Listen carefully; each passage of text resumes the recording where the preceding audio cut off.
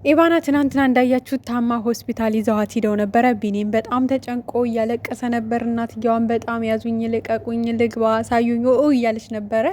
ዛሬ እንግዲህ ኢቫና ነቅታለች፣ ደህና ናት። ያው እያለቀሰችን ቢሆን እንግዲህ ድምጿ ተሰምቷል፣ ደህና ናት። ነገር ግን ማለት ነው እዩና ቢኒ ያሉበት ከባድ ሁኔታ፣ ከባድ ጸብ ነው። ልጅቷ ታማ ሆስፒታል ሆና እንግዲህ እነሱ በከባድ ጭቅጭቅ በከባድ ንትርክ ውስጥ ይገኛሉ። ለልጅቷም መታመምም አይደለም እነሱ ትኩረት ያደረጉት። እነሱ ቢኒ አንቺንም ልጄንም ወደ ቤት ወስዳለሁ፣ አሁንም ወደ እኔ ጋር ነው የምትሄዱት፣ ክርክር ላይ ናቸው። ሰላም ቤተሰብ እንዴት ናችሁ? ለዚህ ቤት አዲስ ከሆናችሁ በቅንነት ቤቱን ሰብስክራይብ እና ላይክ እያደረጋችሁ አበረታቱኝ። በመሀል እንግዲህ ልጅቷ እንዳትጎዳ ተው፣ እረፉ፣ ተግባቡ፣ እዩም ተረጋጊ። በዚህ ልክ በቃ ያዙ ይልቀቁኝ አትበይ። የራሷን አባት ከርተሽ የሰው አባት ፍለጋ አትሂጂ፣ ተረጋጊ፣ ይቆጭሻል በኋላ እያለን ብንመክር ብንዘክር አልሰማን ብላ እንግዲህ ልጅቷ ከሷ እንድትወጣና እንድትታመም ሆስፒታል እንድትገባ ሆናለች ማለት ነው። ህፃኗ በማን ስበብ? በዩ ስበብ። አርፋ ቤቷ ሲሄድ ልጁን ሊጠይቅ አርፋ ብታሳየው ኑሮ ብትፈቅድለት ኑሮ እንደዛ ከግቢ ውሻ እየተደረገ ባይወጣ ኑሮ በወንድሞቿ ከባድ ጉዳት ባይደርስበት ኑሮ እሱም የሰው ልጅ ሰርቆ ያው ልጁን ብትሆን ከእናቷ ሰርቆ ወደ ቤቱ ባልወሰዳት ነበረ። ስለዚህ የመጀመሪያውም የልጅቷ እንደዚህ መሆን ጥፋተኛ እዩ ነሽ ማለት ነው። አንቺ ነሽ የምታውቂው ሁሉንም ነገር። ቤተሰብንም ማሳመን ባለብሽ መንገድ አሳምነሽ ልጁን እንዲያይ ብትፈቅጅለት ኑሮ ዛሬ እዚህ ላይ ባልደረሳችሁ ነበረ። ለማንኛውም ያም ሆነ ይህም ሆነ እንኳንም ልጅቷ ተሻላት። ምክንያቱም ምንም አታውቅ አንድ ፍሬ ልጅ በእናንተ ጭቅጭቅ፣ በእናንተ ንትርክ፣ በእናንተ አለመግባባት መጎዳትም ሆነ መታመም የለባትም። የምር እኔ በጣም አዝኜ የነበረ ትናንትና። ምክንያቱም ምናልባት ይሄ የቆርቆሮ ወተት ስላልተስማማት ይሆናል። ምናልባት ደግሞ አልባ የወሰደችላት ወተት አልተስማማትም ይሆናል። ምንድን ነበር ያሉት? ይሄ ምንድን ነበር በእናታችሁ ነግሯቸዋል? ምን እንድታመመች ራሱ ይሄ ከምግብ አለመስማማት ነው። ብቻ እንደዚህ አይነት ነገር ነው። እና በመሀል ልጅቷ መቀጣት የለባትም። ብቻ አንድ ፍሬ ልጅ ገና 3 ወር ያልሞላት ሕፃን ልጅ ምን በወጣት በእናንተ ንትርክ ውስጥ የእናንተን ጭቅጭቅ ንትርክ መስማቷ ሳያንሳት እንደገና እንድትታመም ለምን ትፈርዱባታላችሁ እንዴ?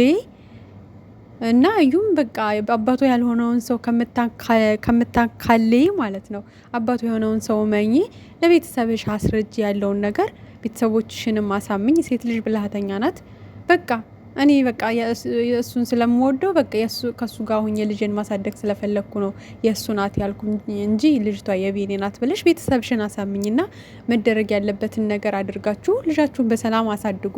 ቢኒም ብሏል፣ ሽማግሌ መላክ ካለብኝ እልካለሁ፣ ሰርግ ማስረግ ካለብኝ አሰርጋለሁ፣ ማድረግ ያለብኝን ሁሉ አደርጋለሁ፣ በክብር ከቤተሰቦች ጋር እንድትወጭ አደርጋለሁ፣ መካስ ያለብኝን ሁሉ ክሳለሁ ብሏል። እንደዚህ አሁን ዛሬ በጣም ነው ያሳዘነኝ። የምሬን ስነግራችሁ እንደውም ትናንት አናደውኝ ነበረ፣ ግን ዛሬ ያሳዘነኝ። በቃ ከአቅሙ በላይ ነው የሆነችው እዩ ማለት ነው። ዛሬም ልትረጋጋም አልቻለችም። በቃ አለ አይደለ ድጋሚ ከወሰድኳት ጭራሽም ነው ማታያት ልጅቷን ብሏታል። ጭራሽም ብሏታል ማለት ነው።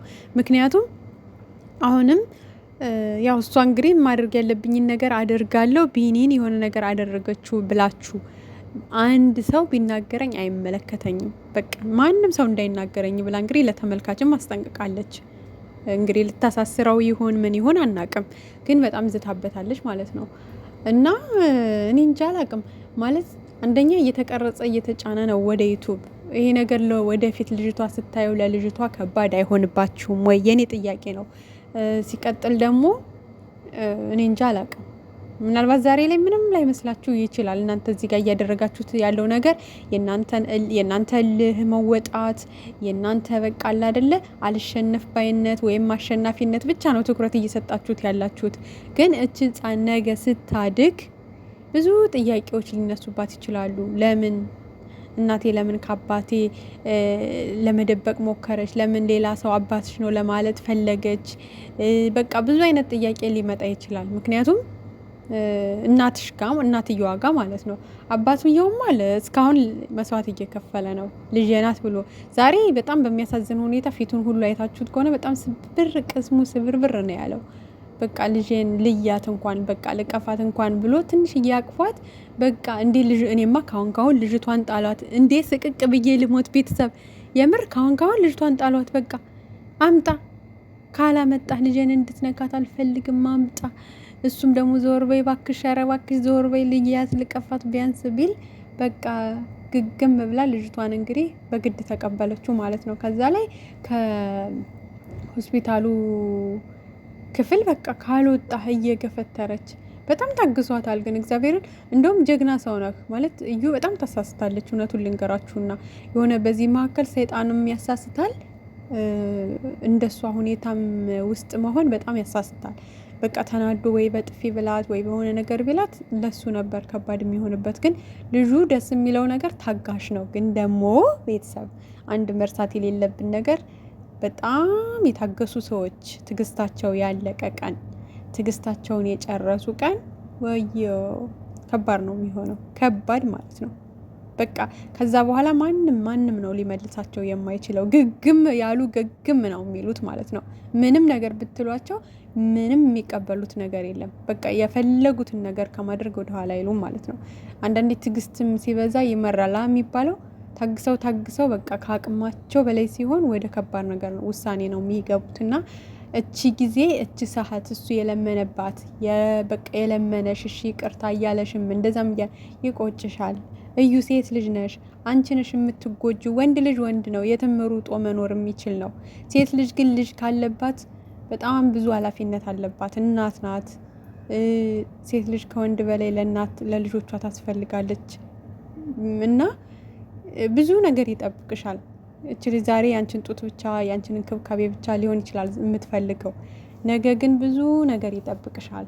ትምህርት መጀመር አለ፣ የትምህርት ቤት ወጪ አለ፣ ትምህርት ቤት አባት ምዝገባ ወዘተ፣ አባት ሲወስድ ሲመልስ የኔስ አባት አለ፣ ብዙ ጥያቄ አለ፣ ብዙ ኃላፊነቶች ይኖራሉ። ይከብድሻል።